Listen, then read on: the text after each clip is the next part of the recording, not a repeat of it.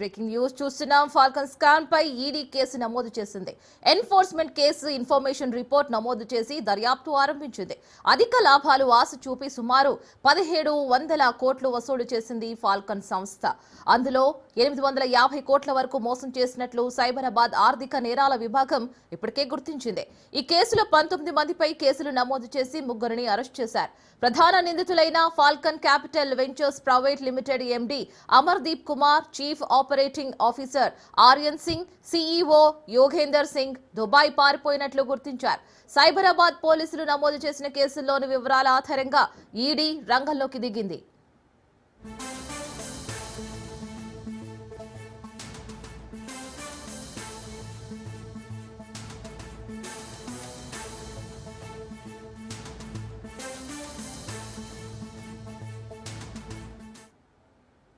మరి ఫాల్కన్ సంస్థ చేసిన ఈ మోసాలు బట్టబయలైనాయి కాబట్టి మరి ఇందులో ఆధారంగా ఈడీ రంగంలోకి దిగింది. మరి ఈడీ ఏ విధంగా విచారించనుంది? మరిన్ని అప్డేట్స్ మా ప్రతినిధి పవన్ అందిస్తారు. పవన్, చెప్పండి.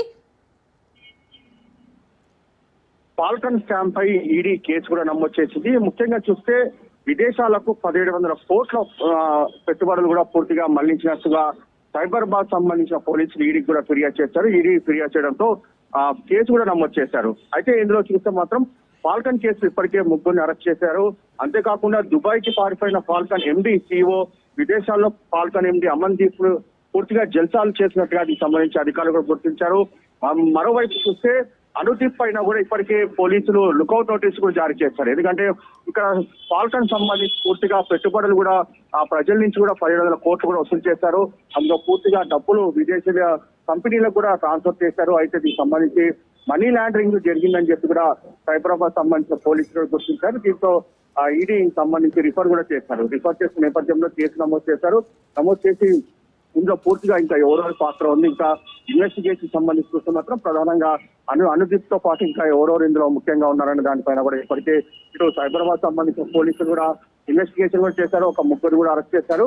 అయితే మొత్తానికి లుకౌట్ నోటీసులు జారీ చేసిన నేపథ్యంలో అనుదీప్ ని పూర్తిగా ఇండియాకు రప్పించే విధంగా కూడా పోలీసులు రెడ్ కార్నర్ నోటీసులు జారీ చేసే అవకాశం కూడా కనిపిస్తుంది. Right Pawan, thank you.